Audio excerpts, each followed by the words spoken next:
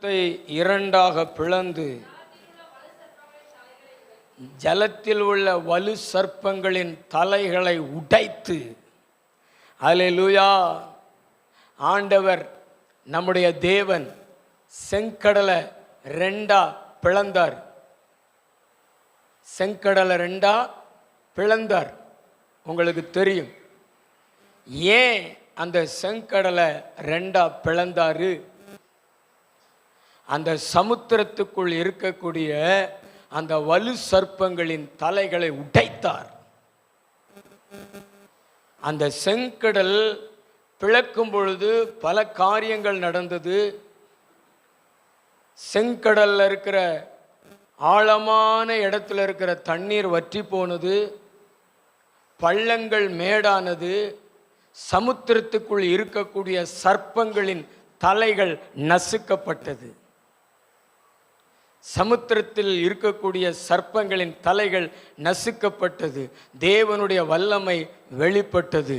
அப்படி என்றால் தேவன் இந்த மாசத்துல அவருடைய வல்லமையை நம்ம வாழ்க்கையில வெளிப்படுத்தி நம்மளை அதிகாரம் செலுத்தி கொண்டிருக்கிற, நம்மளை ஆளுகை செய்து கொண்டிருக்கிற பழைய பாம்பாகிய வலு சர்ப்பத்தின் தலையை தேவன் உடைக்க போகிறார்.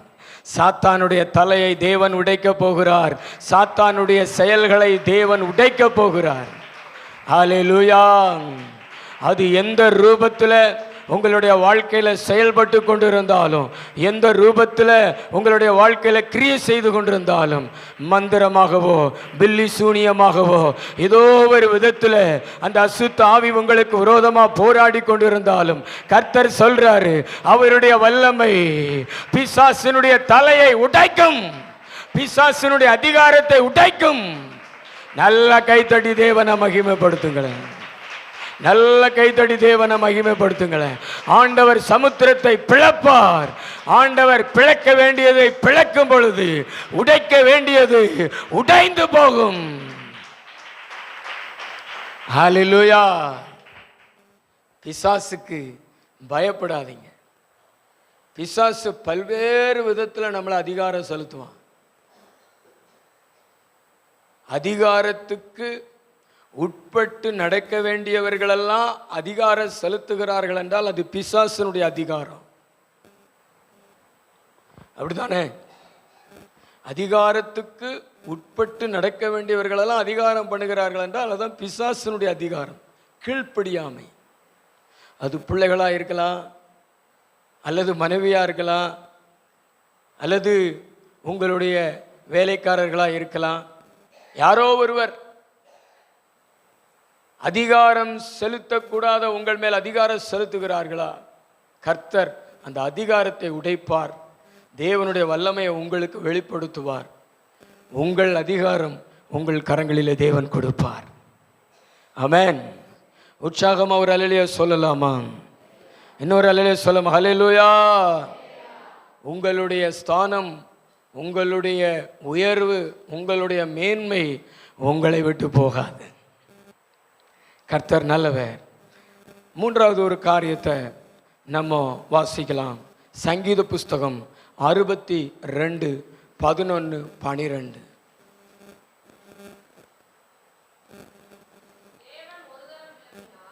தேவன் ஒரு தரம் விளம்பினார், 2 தரம் கேட்டிருக்கிறேன். வல்லமை தேவனுடையது என்பது, கிருபை உம்முடையது. ஆண்டவரே, தேவரீர் அவனவன் செய்கைகளுக்கு தக்க பலன் அளிப்பீர். வல்லமை யாருடையது? தேவனுடையது. சொல்லுங்களேன், வல்லமை யாருடையது? தேவனுடையது. வல்லமை யாருடையது? தேவனுடையது. வல்லமை தேவனுடையதா இருக்கிறபடினால நன்மை செய்தவனுக்கு நன்மை, தீமை செய்தவனுக்கு தீமை. அவனவன் செய்கைகளுக்கு தக்கதான பலனை தேவன் அளிப்பார். காயினை பார்த்து என்ன கேட்கிறார்? நீ நன்மை செய்தால் உனக்கு மேன்மை இல்லையோ? நீங்கள் நன்மை செஞ்சிருந்தீங்கன்னா கண்டிப்பாக உங்களுக்கு என்ன தருவார்? ஆண்டவர் மேன்மை தருவார். ஆனால் நீங்கள் நன்மை செய்யாமல் மற்றவங்களுக்கு தீமை செய்தீங்கன்னா அல்லது உங்களுக்கு நிறைய பேர் தீமை செய்திருக்கிறார்கள் அப்படின்னா அந்த தீமைக்கு தக்க பலனை ஆண்டவர் சரி கட்டுவார், நீதியை சரி கட்டுவார். உற்சாகமா ஒரு அல்லேலூயா சொல்லுவோமா? அல்லேலூயா. ஏன்னா நம்முடைய தேவன் வல்லமை உள்ள தேவன். அவருடைய வல்லமையினால தான் இந்த பூமியில நீதி நடக்கிறது, நியாயங்கள் நடக்கிறது, அநியாயங்கள் தடுக்கப்படுகிறது. ஆண்டவர் அநேகருடைய வாழ்க்கையில் அவங்க கண்களுக்கு முன்பாகவே அவர் செய்கிற நீதியை காணும்படி செய்கிறார். அவர் செய்கிற நீதியை காணும்படி செய்கிறார். பாதிக்கப்பட்டவர்கள் அதை காணும் பொழுது கர்த்தர் நீதி உள்ளவர், கர்த்தர் வல்லமை உள்ளவர் என்று சொல்லத்தக்கதாக தேவன் அற்புதம் செய்கிறார். அல்லேலூயா. உங்களுடைய வாழ்க்கையில் நீங்கள் செய்த செய்கைகளுக்கு தக்கதாக பலனை இந்த மாதத்தில் தேவன் கொடுக்க போகிறார். நல்ல கைகளை தட்டி தேவனை மகிமைப்படுத்துங்க. அல்லேலூயா, அல்லேலூயா. உங்களுடைய நல்ல செய்கைகளை அதிகப்படுத்துங்க. மற்றவங்களுக்கு நன்மை செய்யுங்க, மற்றவங்களுக்கு உதவி செய்யுங்க. யாருக்கும் தீமை செய்யாதீங்க, யாருக்கு விரோதமாகவும் எதுவும் பேசாதீங்க. உங்களால் முடிந்த நன்மைகளை செய்யுங்க. கர்த்தர் உங்களுக்கு நன்மை தர, நீங்கள் செய்த நன்மைக்கு பலன் தர காத்திருக்கிறார். ஆமென், அல்லேலூயா. அதான் தேவனுடைய வல்லமையை விளங்க பண்ணுவார். உங்கள் மத்தியில் தேவனுடைய வல்லமை விளங்கும். அடுத்த ஒரு காரியத்தை வாசிங்க. யோபு 26:12. யோபு 26:12. அவர் தமது வல்லமையினால் சமுத்திர கொந்தளிப்பை அமர பண்ணி தமது ஞானத்தினால் அதன் மூர்க்கத்தை அடக்குகிறார், அதன் மும்மரத்தை அடக்குகிறார். அல்லேலூயா. கொந்தளிப்பை தேவன் அடக்குகிறவராக இருக்கிறார். கொந்தளிப்பை, சமுத்திரம் கொந்தளிக்கும் பொழுதெல்லாம் அந்த கொந்தளிப்பை தேவன் அடக்குகிறார், தேவன் அமர பண்ணுகிறார். புதிய ஏற்பாட்டில் தேவன் செய்தாரே. சீசர்களோடு ஆண்டவர் இயேசு கிறிஸ்து படகுல போகும் பொழுது அவர் பின்னாடி தூங்கி கொண்டிருந்தார். கடல் அலை எழும்பினது, காற்று வீசினது, தண்ணீர் படகுல வந்து நிரம்பினது. சீசர்கள் எல்லாரும் ஐயரே நாங்கள் சாக போகிறோம், ஐயரே நாங்கள் சாக போகிறோம் என்று சொல்லி கதறின போது அவர் எழுந்து அவங்கள கொஞ்சம் அதட்டினார். அற்ப விசுவாசிகளே, எதுவரைக்கும் நான் உங்களோடு கூட இருப்பேன் அப்படின்னு சொல்லிட்டு அந்த கொந்தளிக்கிற அலைகளை பார்த்து, கொந்தளிக்கிற அந்த கடலை பார்த்து, இறையாதே அமைதலாயிரு என்று ஆண்டவர் சொன்னார். அது அப்படியே அமர்ந்தது. ஆண்டவர் உங்கள் குடும்பத்தில், உங்கள் வாழ்க்கையில் எழும்பி நிற்கிற பிரச்சனைகள், போராட்டம் எல்லாவற்றிற்கும் அவருடைய வல்லமை அனுப்பி ஒரு அதட்டுதல் கொடுக்க போகிறாரு. எல்லாம் அமர போகிறது. உங்கள் குடும்பங்களில் சமாதானத்தை தேவன் தரப்போகிறார். உங்கள் குடும்பத்தில் சந்தோஷத்தை தேவன் தரப்போகிறார். கர்த்தர் என் மேய்ப்பராய் இருக்கிறார், நான் தாழ்ச்சி அடையேன். அவர் என்னை புல்லுள்ள இடங்களில் மேய்த்து அமர்ந்த தண்ணீரண்டில் கொண்டு போய் நடத்துகிறார் என்ற வசனத்தின்படி தேவன் உங்களை சமாதானத்திலே நடத்த போகிறார். ஹல்லேலூயா. எத்தனையோ சகோதரிகள் ஜெபிக்கிறாங்க, எங்க குடும்பத்தில் சமாதானம் வராதா, சந்தோஷம் வராதா என்று. கர்த்தர் அற்புதம் செய்வார். கடல் தண்ணியில கொந்தளிப்பு, உங்க வீட்டில் மதுபானம் என்கிற தண்ணினால கொந்தளிப்பு. அப்படிதானே? மதுபானத்தை போட்டுட்டு வந்த உடனே உங்கள் வீட்டுக்காரர் வேற ஆளாக என்ன செஞ்சிடறாரு, மாறிடுறார்.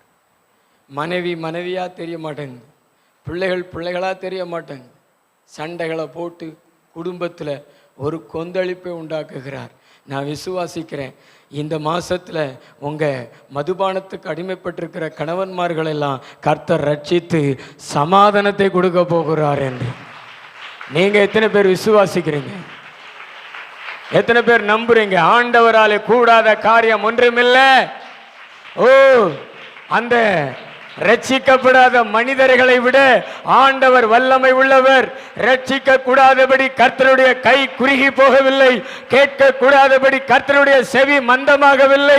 கர்த்தருடைய வல்லமை வெளிப்பட்டு உன் குடும்பத்தில் கொந்தளிக்கிற கடல் அமரும். கர்த்தர் தீர்க்க தரிசனமா சொல்றாரு, உன் பிரச்சனைகளை குறித்து, உன் போராட்டங்களை குறித்து கலங்காதே. கர்த்தர் வருகிறார், உனக்காக எழுந்து நிற்கிறார், உனக்காக அதட்டுகிறார். நம்புனீங்கன்னா தலைக்கு மேல் கூட கை தட்டி தேவனை மகிமைப்படுத்துங்களேன், விசுவாசத்தோடு மகிமைப்படுத்துங்களேன். இறையாதே அமைதலாயிரு, இறையாதே அமைதலாயிரு என்று சொல்லி கர்த்தர் அமைதியை கொடுக்க போகிறார். நாம் தேடுகிற நம்முடைய தேவன் சமாதான பிரபு. அவர் சொல்கிறார், சமாதானத்தின் தேவன் தாமே சீக்கிரத்தில் சாத்தானை உங்க கால்களின் கீழே போட்டு நசுக்குவார். அவர் கால்கள் அப்படின்னு கூட சொல்லல, உங்க கால்களின் கீழே போட்டு நசுக்குவார். உங்க கால்களின் கீழே போட்டு என்ன செய்வாரு? நசுக்குவார். உற்சாகமா ஒரு அல்லேலூயா சொல்லுங்களேன், சத்தமா ஒரு அல்லேலூயா சொல்லுங்களேன். அல்லேலூயா, அல்லேலூயா. அடுத்து ஒரு காரியத்தை வாசிங்க. 1 2 3 4 5 யோபு 10:16. யோபு 10:16. சிங்கத்தை போல என்னை வேட்டையாடி, சிங்கத்தை போல என்னை வேட்டையாடி எனக்கு விரோதமாய் உமது அதிசய வல்லமையை விளங்க பண்ணுகிறீர். உம்முடைய அதிசய வல்லமையை விளங்க பண்ணுகிறீர். யோபு சொல்றாரு. யோபு யாரு? தேவனுடைய பிள்ளை. ஆனா அவருடைய வீட்டில் ஆண்டவர் சிங்கத்தை போல வேட்டையாடுறாரு. ஆஸ்திகளை எடுக்க, பிள்ளைகளை எடுக்க ஆண்டவர் அனுமதித்து சிங்கத்தை போல என்னை வேட்டையாடுகிறீர் என்று தேவனை குறித்து யோபு சொல்றாரு. ஏன் வேட்டையாடினார் கர்த்தர்? நம்முடைய வாழ்க்கையில வருகிற இழப்புகளெல்லாம் இழப்புகளுக்காக அல்ல, நம்ம நஷ்டப்பட்டு இருக்க வேண்டும் என்பதற்காக அல்ல. நம் தேவன் நம்மளை மென்மேலும் ஆசீர்வதிப்பதற்காக தேவன் அதை செய்கிறார். அல்லேலூயா. ஆரம்பத்தில் யோபு ஆசீர்வதிக்கப்பட்டிருந்தார். அவருடைய கையின் கிரியை ஆசீர்வதித்தார். அவருடைய சம்பத்து தேசத்தில் பெருகிற்று. ரொம்ப ஆசீர்வாதமாக இருந்தார். தேவனுக்கு விருப்பம் இன்னும் யோபுவை ஆசீர்வதிக்கணும் அப்படி சொல்லி ஆண்டவர் அவரிடத்துல இருந்த காரியங்களை எடுப்பதற்கு அனுமதித்து விசுவாசத்தில் பலப்படுத்தினார், விசுவாசத்தில் உறுதிப்படுத்தினார். பைபிள் சொல்லுகிறது, யோபுனுடைய முன்னிலைமையை பார்க்கலாம் பின்னிலைமையில் அதிகமான ஆசீர்வாதம் இருந்தது என்று. ஆண்டவர் உங்களுக்கு 2 மடங்கு ஆசீர்வாதத்தை கொடுக்கிறதுக்கு அவருடைய வல்லமை விளங்க பண்ணுவார். ஆண்டவர் அவருடைய வல்லமை விளங்க பண்ணுவார். ஆண்டவர். எத்தனை பேர் நம்புறீங்க? எத்தனை பேர் நம்புறீங்க? நம்புனீங்கன்னா நல்ல 2 கையை தட்டி ஆண்டவருக்கு மகிமை செலுத்துங்களேன். யோபு 42:12 வாசிங்களேன். யோபு 42:12. கர்த்தர் யோபுவின் முன்னிலைமையை பார்க்கிலும் அவன் பின்னிலைமையை ஆசீர்வதித்தார். 14,000 ஆடுகளும் 6,000 ஒட்டகங்களும் 1000 ஏர்களும் 1000 கழுதைகளும் அவனுக்கு உண்டாயின. 1000 கழுதைகளும் அவனுக்கு உண்டாயின. எல்லாம் 2 மடங்கு. இந்த தென்னை மரத்தில் அந்த தென்னங்காய் கொடுப்பதற்கு பழுது பார்ப்பார்கள். நீங்கள் கவனிச்சிருக்கிறீங்களா அப்படின்னு தெரியாது. நான் பார்த்துருக்குறேன் தென்னந்தோப்புகளில் மேலே ஏறி மரத்தில் இருக்கக்கூடிய ரெக்கைகளெல்லாம் வெட்டி, அதாவது மொட்டையாக இருக்கும், அந்த பூ மட்டும் இருக்கும், மற்ற எல்லாத்தையும் வெட்டியிருப்பாங்க. நான் ஒரு நாள் கேட்டேன், ஏன் இப்படி வெட்டுறாங்க அப்படின்னா, இப்படி வெட்டினா தான் அது நிறைய பலன் கொடுக்கும்னு சொன்னாங்க. அது மாதிரி தான் தேவன் நம்முடைய வாழ்க்கையில் சில காரியங்களை நம்ம நம்பிக்கொண்டிருப்போம். சில காரியத்தின் மேலே சில காரியங்களை தேவனிடத்தில் பெற்றுக்கொண்டு அதிலே நம்ம மிதந்து கொண்டிருப்போம். ஆண்டவருக்கு அதில் திருப்தி இல்லை. இன்னும் நான் ஒன்று ஆசீர்வதிக்க போகிறேன். ஏன்னா ஆசீர்வாதத்தை கொடுக்கறதுல தேவனுக்கு அலாதி பிரியம். அதனால தான் ஆபிரகாமுக்கு ஆண்டவர் சொன்னார், நான் உன்னை ஆசீர்வதிப்பேன், உன்னை பெருகவே பெருக பண்ணுவேன். ஏற்கனவே பெருகி இருக்கிற அந்த பெருக்கம் அல்ல, அதுக்கு மேலேயும் பெருக பண்ணுவேன்னு சொல்லி தான் வாக்குத்தத்தம் கொடுத்துருக்கிறாரு. அதனால தான் கர்த்தர் சிங்கத்தை போல வேட்டையாட அனுமதித்தார். அல்லேலூயா. உங்கள் வாழ்க்கையிலையும் கர்த்தர் சில இழப்புகளை அனுமதித்தாலும் ஆனால் 2 மடங்கு பெற்றுக்கொள்வதற்கு அவருடைய வல்லமையை வெளிப்படுத்துவார். அவருடைய வல்லமையை வெளிப்படுத்தி இழந்து போனதெல்லாம் திரும்ப தருவார், இழந்து போனதெல்லாம் 2 மடங்கு தருவாரு. அப்ப நீங்க புரிந்து கொள்வீங்க, தேவனுடைய வல்லமையை புரிந்து கொள்வீங்க, தேவனுடைய வல்லமையை உணர்ந்து கொள்வீங்க. இன்னைக்கு உங்க தொழில இருக்கக்கூடிய நஷ்டத்தை கண்டு நீங்க சோர்ந்து போகாதீங்க. உங்க வேலையில விருத்தி இல்லையேன்னு சோர்ந்து போகாதீங்க. போன வருஷம் மாதிரி இல்லையே, போன மாசம் மாதிரி இல்லையே அப்படின்னு நினைக்காதீங்க. கர்த்தர் உங்களுக்கு மிகுதியான ஆசீர்வாதத்தை கொடுப்பதற்கு தான் தேவன் இதை அனுமதிக்கிறார். நம்புறீங்களா? ஹல்லேலூயா. முந்தி இருந்தது மாதிரி இல்லையே அப்படின்னு நீங்க யோசிக்கலாம். கர்த்தர் ஏன் இப்ப வேட்டையாடுகிறார்? ஆண்டவர் உங்களுக்கு நிறைய கொடுப்பதற்கு தான். அதனால இது நிரந்தரம் அல்ல. நம்ம ஆண்டவர் வல்லமை உள்ளவர். நான் இழந்து போனது ஆண்டவர் எனக்கு திரும்ப தருவார், அதுவும் 2 மடங்கு தருவார் என்று விசுவாசிங்க. தேவனுடைய வல்லமை நமக்கு விளங்கும். உற்சாகம் ஒரு அல்லேலூயா சொல்வீங்களா? அடுத்த ஒரு வசனத்தை வாசிங்களேன். யாத்திராகமம் 3:19.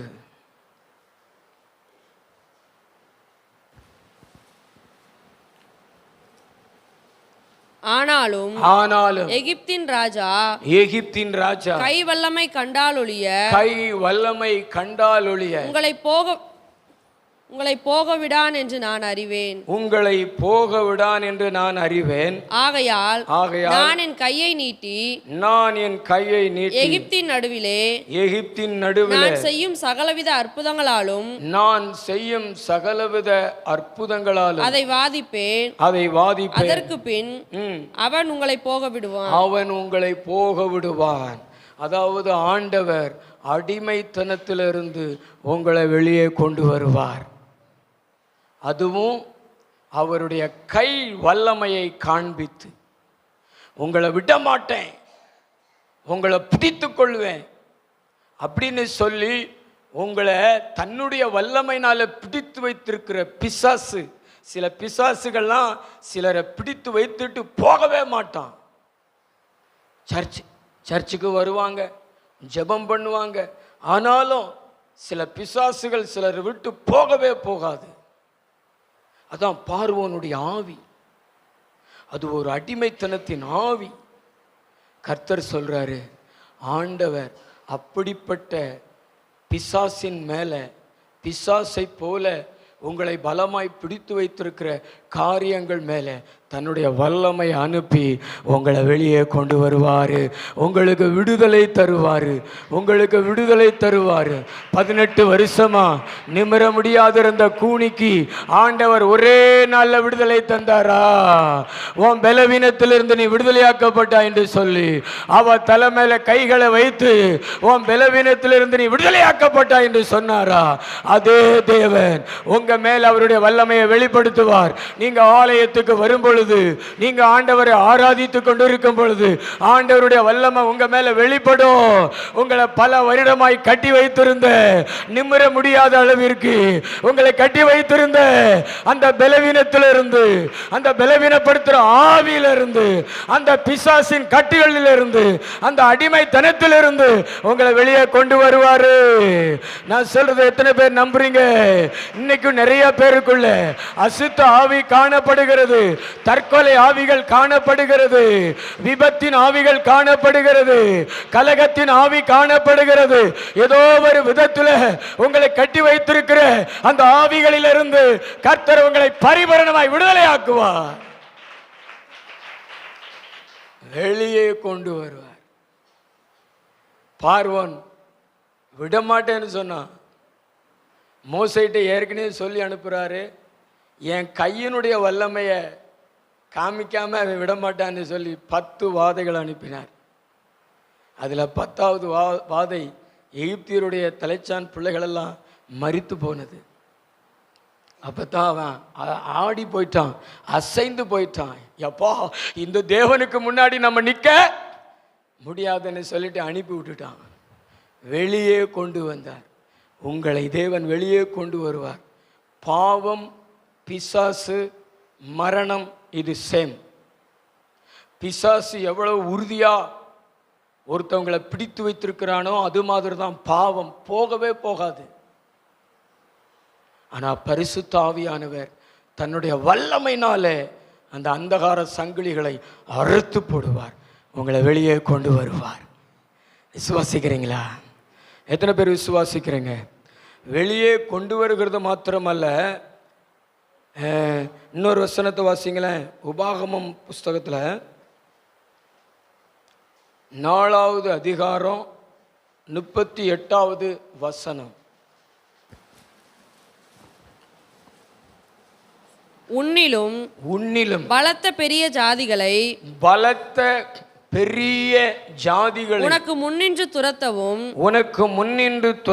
உன்னை அழைத்து கொண்டு போய் இந்நாளில் இருக்கிறது போல அவர்கள் தேசத்தை உனக்கு சுதந்திரமாக கொடுக்கவும் உன்னை தமது முகத்துக்கு முன் தமது மிகுந்த வல்லமையினால் எகிப்திலிருந்து புறப்பட பண்ணினார். ஆண்டவர் உங்களை கொண்டு போய் சேர்ப்பேன்னு சொன்னாரு பார்த்தீங்களா? அந்த பாலும் தேனும் ஓடுகிற கானான் தேசத்துக்குள்ள உங்களை பிரவேசிக்க பண்ணுவாரு. அங்க இருக்கிற ஆட்கள் சாதாரணமான ஆட்கள் கிடையாது. அங்க இருக்கிற ஆட்களும் பெரிய ஆட்கள். அங்கேயும் தேவனுடைய வல்லமை வெளிப்படணும். நீங்க ஒரு பக்கம் வெளியே வந்துட்டீங்க, இன்னொரு பக்கம் பிரவேசிக்கணும், ஆசீர்வாதத்துக்குள்ள பிரவேசிக்கணும், செழிப்புக்குள்ள பிரவேசிக்கணும், கடன்ல இருந்து வெளியே வரணும், செழிப்புக்குள்ள பிரவேசிக்கணும். ஆண்டவர் அங்க இருக்கக்கூடிய அந்த ராட்சத பிறவிகள் 7 ஜாதிகளை துரத்தி அடிச்சது மாதிரி கர்த்தர் உங்களை ஆசீர்வாதத்துக்குள்ள பிரவேசிக்க விடாதபடி தடுக்கிற எல்லாவற்றையும் கர்த்தர் முறியடித்து உங்களை பாலும் தேனும் ஓடுகிற கானான் தேசத்துக்குள்ள தேவன் உங்களை பிரவேசிக்க பண்ணுவாரு. உங்க வாழ்க்கையை செழிப்புள்ள வாழ்க்கையா தேவன் மாற்றி தருவாரு. உங்களை செழிப்புக்குள்ள தேவன் பிரவேசிக்க பண்ணுவாரு. அல்லேலூயா! நல்ல கைத்தட்டி ஆண்டவருக்கு நன்றி சொல்லுங்களேன். ஆமே. உன்னிலும் பெரிய ஜாதிகளை உனக்கு முன்பாக துரத்துவார். பக்கத்தில் பார்த்து சொல்லுங்களேன், உன்னிலும் பெரிய ஜாதிகளை உனக்கு முன்பாக துரத்தவும் உன்னை அழைத்து கொண்டு போய் இந்நாளில் இருக்கிறது போல அவர்கள் தேசத்தை உனக்கு சுதந்திரமாக கொடுக்கவும். உங்கள் சுதந்திரத்தை ஆண்டவர் உங்களுக்கு வாக்குத்தத்தம் பண்ணின அந்த சுதந்திரத்தை நீங்கள் சுதந்திரித்து கொள்ள போகிறீர்கள். எத்தனை பேர் நம்புறீங்க? அல்லேலூயா! உங்களுடைய சுதந்திரம் உங்களை விட்டு போகாது. நம்புறீங்களா? எத்தனை பேர் நம்புறீங்க? அல்லேலூயா! நல்ல 2 கையை தட்டி ஆண்டவருக்கு நன்றி சொல்லுங்க. இன்னைக்கு இருக்கிற இஸ்ரவேல் தேசத்துல, இஸ்ரவேல் ஜனங்கள் எகிப்து தேசத்துல இருக்கும் பொழுது கானானிய ஜாதிகள் இருந்தாங்க, 7 ஜாதிகள். அவங்க தான் அதை அனுபவிச்சுக்கிட்டு இருந்தாங்க. ஆனா தேவன் இந்த இஸ்ரவேல் தேசத்தை உருவாக்கினது அந்த ராட்சத விக்கிரக ஆராதனை செய்கிற அந்த ஜாதிகளுக்காக அல்ல, தன் ஜனத்துக்காகத்தான் அதை உருவாக்கி வைத்திருந்தார்.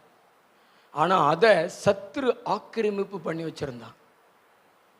இன்னைக்கு உங்களுடைய நன்மைகளை பிசாசு ஆக்கிரமிப்பு பண்ணி வச்சிருப்பாங்க. அன்னைக்கு ஆக்கிரமிப்பு பண்ணி வச்சிருந்தான்.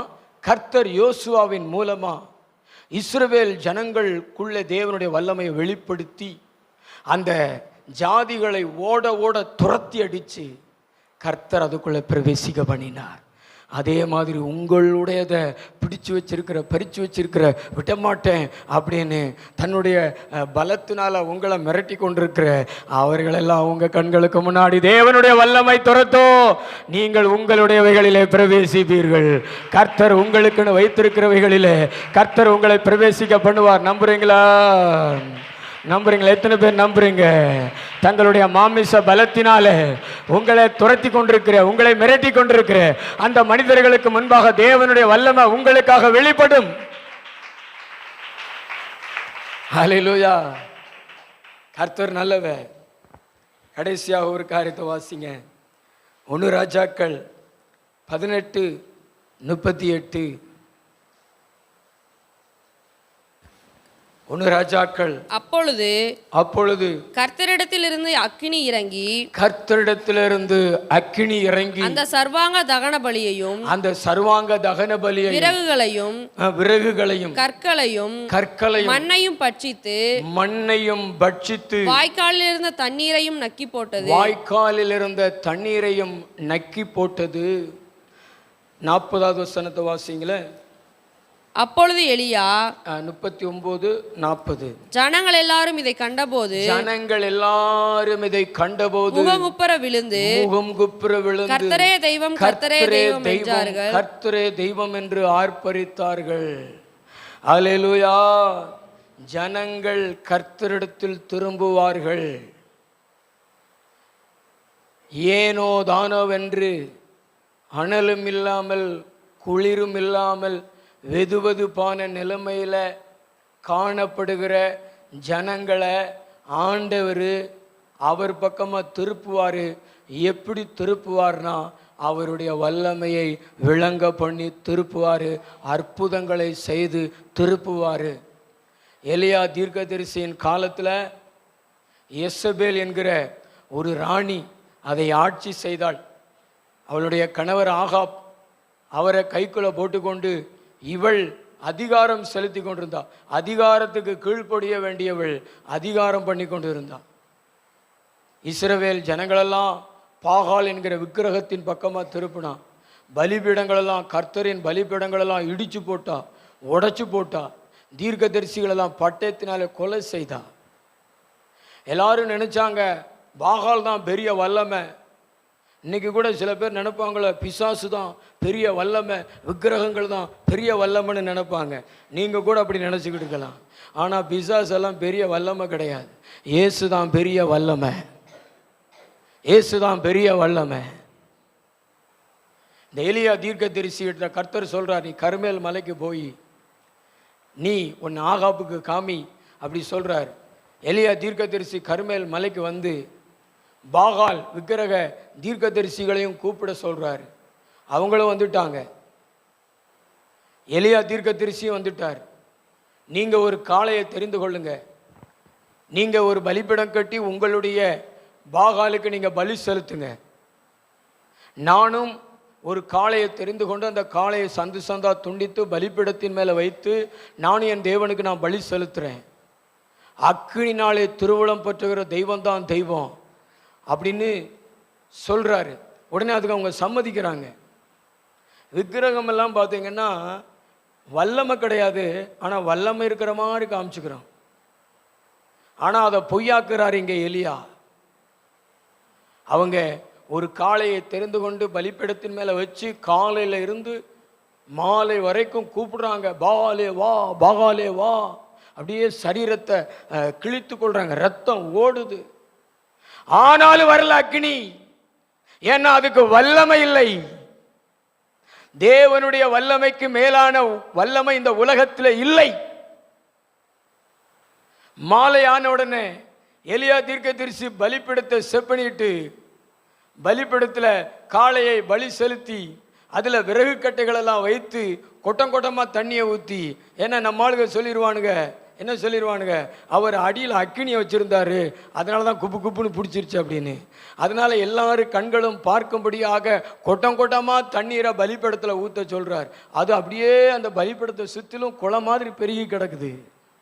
இப்போ ஒரு சின்ன ஜெபம் பண்ணுறார், கர்த்தாவே நீர் தேவன் என்று நான் உம்முடைய ஊழியக்காரன் என்றும் உம்முடைய வார்த்தையின்படி இதை செய்தன் என்று இந்த ஜனங்களுக்கு விளங்க பண்ணும், உங்களுடைய வல்லமையை விளங்க பண்ணும், உங்கள் வல்லமையை நிரூபியும் அப்படி சொல்லி ஜெபிக்கிறாரு. ஜெபிச்சு முடிக்கிறதுக்குள்ள வானத்தில் இருந்த அக்கினி இறங்கி வந்தது.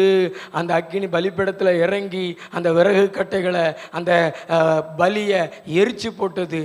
சுற்றில் இருந்த தண்ணீரையும் அப்படியே ஒன்றும் இல்லாமல் நக்கி போட்டது.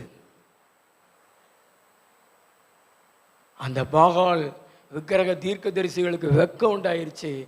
இதெல்லாம் ஜனங்கள் பார்த்துக்கிட்டு இருக்காங்க. அவங்கெல்லாம் பின்வாங்கி போன ஜனங்கள், ஏனோதான ஜனங்கள், கர்த்தரிடத்துலலாம் வல்லமை இல்லை அப்படின்னு நினைச்ச ஜனங்கள். அப்போ தான் புரிந்து கொள்கிறாங்க, எப்பா என் ஆண்டவர் தான் வல்லமை உள்ள தேவன், கர்த்தரே தேவன், கர்த்தரே தேவன், கர்த்தரே தேவன் என்று ஆர்ப்பரித்தார்கள்.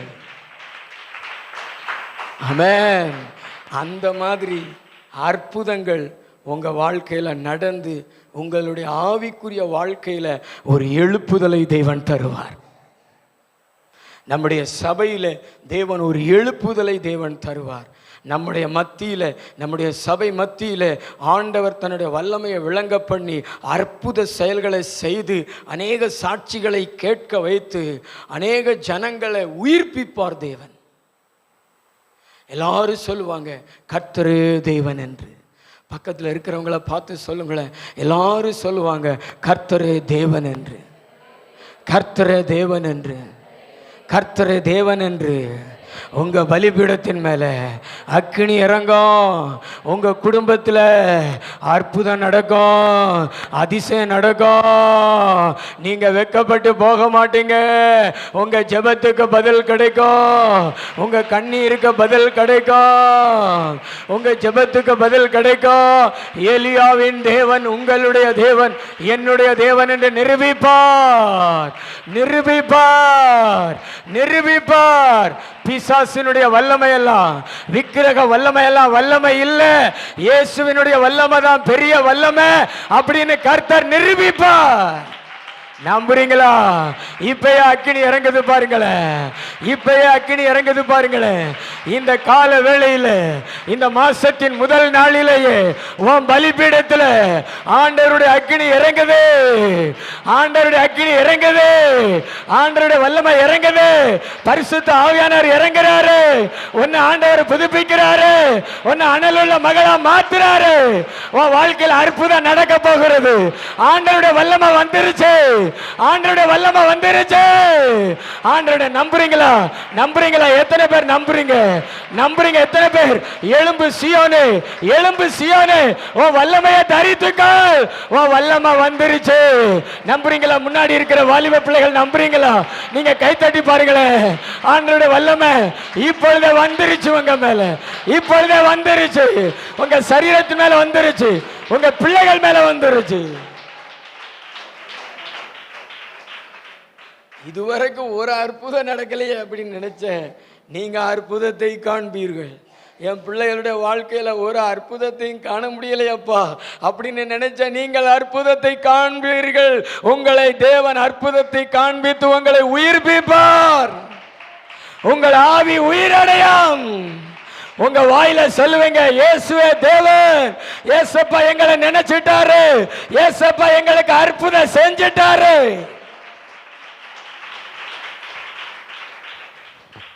ஹல்லேலூயா. பிசாசின் அதிகாரத்திற்கு ஒரு முடிவு உண்டாகும். பிசாசின் வல்லமைகளுக்கு ஒரு முடிவு உண்டாகும். இந்த எலியா தீர்க்கதரிசி அக்கினியை இறக்கின பின்பு அந்த பாகால் விக்கிரக தீர்க்கதரிசிகளை கிதரோன் ஆற்றங்கரைக்கு கொண்டு போய் துண்டித்து போட்டார்.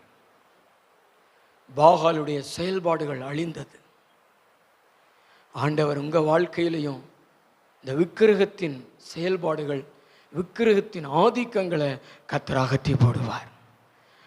கர்த்தருக்காக மாத்திரம் நிற்கக்கூடிய ஒரு ஒரு புதுமையான ஒரு புதுப்பித்தலுடைய வாழ்க்கையை வாழும்படி தேவன் கிருபை செய்வார். நம்புறீங்களா? எத்தனை பேர் நம்புறீங்க? நல்ல கைத்தட்டி ஆண்டவருக்கு நம்ம நன்றி சொல்லலாமா? ஆமென். ஆண்டவர் 7 காரியங்களை சொல்லியிருக்கிறார். செப்பனியாவின் புஸ்தகத்தில் 3:17 தேவன் உங்களை ரட்சிப்பார், தேவன் உங்களை பாதுகாப்பார். பக்கத்தில் உங்களை பார்த்து சொல்லுங்களேன், உங்கள் நடுவில் தேவன் இருப்பார். விபத்தில், வியாதியில், எல்லா காரியத்தில் இருந்தும் தேவன் உங்களை ரட்சிப்பார். பிசாசின் அதிகாரங்களை ஆண்டவர் உடைப்பார். செய்கைகளுக்கு தக்க பலனை தேவன் உங்களுக்கு அளிப்பார். கொந்தளிப்பை தேவன் அடக்குவார். கடலின் கொந்தளிப்பை தேவன் அடக்குவார். கடல் பெருசு, அது கொந்தளிப்பெல்லாம் நம்ம அடக்க முடியாது. ஆனால் தேவன் அதையும் அடக்கி சமாதானத்தை கொடுப்பார். மென்மேலும் உங்களை ஆசீர்வதிப்பார். ஏற்கனவே நீங்கள் பெற்றிருக்கிற ஆசீர்வாதத்துக்கு மேலே தேவன் உங்களுக்கு ஆசீர்வாதம் தருவார். அடுத்து உங்களை விடுதலையாக்குவார். பிசாசனுடைய பிடியிலிருந்து, அடிமைத்தனத்திலிருந்து விடுதலையாக்குவார். கடன் என்கிற அடிமைத்தனத்திலிருந்து கூட உங்களை விடுதலையாக்குவார். பிசாசும் ஒன்று தான், கடனும் ஒன்று தான். பிசாசிலிருந்து எப்படி ஒரு மனுஷன் வெளியே வர முடியாதோ அது மாதிரி இந்த கடன்லேருந்தும் வெளியே வர முடியாது. ஆனால் தேவனால் வெளியே கொண்டு வர முடியும். பாலும் தேனும் ஓடுகிற கானான் தேசத்துக்குள்ளே அவர்களை பிரவேசிக்க வைக்க முடியும். கடைசியாக தேவன் சொன்னது, கர்த்தரிடத்தில் ஜனங்கள் திரும்புவார்கள். வேறு பக்கமாக திரும்பி இருந்த மக்கள், கர்த்தரிடத்துலலாம் வல்லமை கிடையாது அப்படி சொல்லிட்டு மந்திரம், செய்வனை, பில்லி சூனியம் இதுதான் வல்லமை உள்ளதுன்னு நினச்சிக்கிட்டு இருந்த மக்கள், விக்கிரகங்களை வல்லமை உள்ளதுன்னு நினச்சிக்கிட்டு இருந்த மக்கள் அதெல்லாம் பொய் என்று அறிந்து இயேசுவின் வல்லமை தான் பெரிய வல்லமை என்று அறிந்து கொள்வாங்க. அந்த அளவிற்கு தேவனுடைய வல்லமை உங்கள் குடும்பத்தில் வெளிப்பட்டு அற்புதங்களையும் அதிசயங்களையும் நீங்கள் காண்பீர்கள். உங்கள் பலிபீடத்தின் மேலே தேவனுடைய அற்புதங்கள் இறங்கும். உங்கள் குடும்பத்தில் தேவனுடைய அற்புதங்கள் இறங்கும். உங்கள் பிள்ளைகளிடத்தில் தேவனுடைய அற்புதங்கள் இறங்கும். நீங்கள் எழும்பி பிரகாசிப்பீங்க. ஆமென். எத்தனை பேர் விசுவாசிக்கிறீங்க? ஹல்லேலூயா. நல்ல 2 கைகளை தட்டி கர்த்தருக்கு ஸ்தோத்திரம் செலுத்துவீங்களா? ஆமென். இந்த ஜூன் மாசத்திற்கு தேவன் கொடுத்திருக்கிற வாக்கு தத்துவம் சங்கீதம் 77:14 அதிசயங்களை செய்கிறவர் நீரே. அதிசயங்களை செய்கிறவர் நீரும் அப்படின்னு போடல. நீரும் அப்படின்னு போட்டிருந்தா அதிசயங்களை செய்கிற வேறொன்று உண்டு என்று அர்த்தம். ஆனால் இங்கே அதிசயங்களை செய்கிறவர் நீரே அப்படின்னா உம்மை தவிர இந்த உலகத்தில் அதிசயம் செய்ய யாராலும் முடியாது. அதிசயங்களை செய்கிற வல்லமை வேற எதுக்கும் கிடையாது. ஆண்டவரே அதிசயங்களை செய்வார். ஜனங்களுக்குள்ளே உம்முடைய வல்லமையை விளங்க பண்ணுவார். உங்கள் வாழ்க்கையில் இந்த மாதம் தேவனுடைய பவர் வெளிப்படுகிற நேரம், பவர் வெளிப்படுகிற மாதம். ஒவ்வொரு நாளும் தேவனுடைய வல்லமை உங்களுடைய ஒவ்வொன்றிலையும் வெளிப்படும். உங்களுடைய ஒவ்வொன்றிலையும் வெளிப்படும். அல்லேலூயா. பக்கத்துங்களை பார்த்து சொல்லுங்களேன், தேவனுடைய வல்லமை உங்கள் வாழ்க்கையில் இந்த ஒவ்வொரு நாளும் வெளிப்படும். இந்த மாதம் முழுவதும் வெளிப்படும். இந்த மாதம் முழுவதும் வெளிப்படும். நீங்கள் அதிசயங்களை காண்பீர்கள். கர்த்தர் நல்லவர். எல்லாரும் அப்படியே கண்களை மூடி நம்ம ஜெபிக்கலாமா? Thank you Jesus. எல்லாரும் இந்த வார்த்தையை சொல்லி ஜெபிங்க. அதிசயங்களை செய்கிறவர் நீரே. அதிசயங்களை செய்கிறவர் நீரே. உம்முடைய வல்லமையை விளங்க பண்ணினீர். உம்முடைய வல்லமையை விளங்க பண்ணினீர். எல்லாரும் சொல்லுங்களேன். குருடர்களுடைய கண்களை திறந்த தேவனுடைய வல்லமை, செவிடர்களுடைய செவியை திறந்த தேவனுடைய வல்லமை உங்க வாழ்க்கையில் வெளிப்பட போகிறது.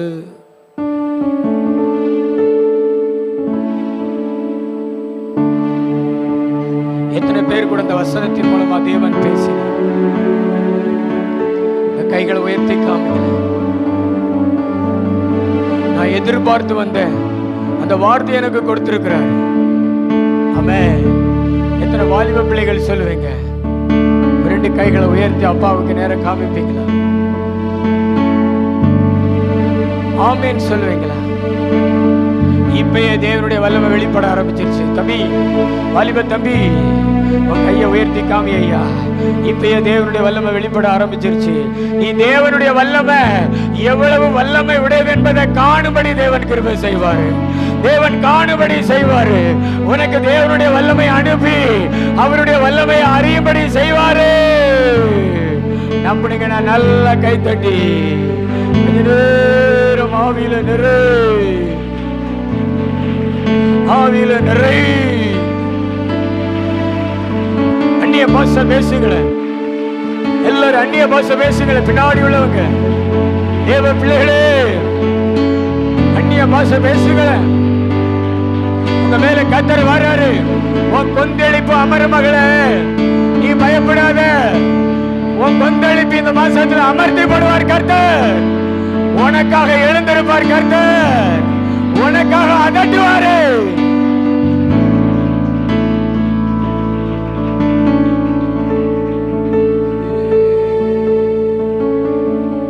நன்றி இயேசுப்பா. ஜூன் மாசத்துல உடைய சமூகத்துல எங்களை கொண்டு வந்ததற்காக நன்றி. இந்த மாதம் முழுதும் நடத்துங்க, எங்களோடு இருங்கப்பா. உங்க வல்லமையை விளங்க பண்ணுங்கப்பா. நாங்க ஒவ்வொரு நாளும் அற்புதத்தை ருசிக்கட்டும், அதிசயத்தை ருசிக்கட்டும். இந்த சபைக்கு வருகிற விசுவாசிகள் எல்லாரையும் ஆசீர்வதிங்க, அதிசயங்களை செய்யுங்க. இந்த மாதம் முழுதும் கூட இருங்க. நன்மையும் கிருபையும் தொடரட்டும். இயேசு கிறிஸ்துவின் மூலம் ஜெபம் கேளும் நல்ல பிதாவே.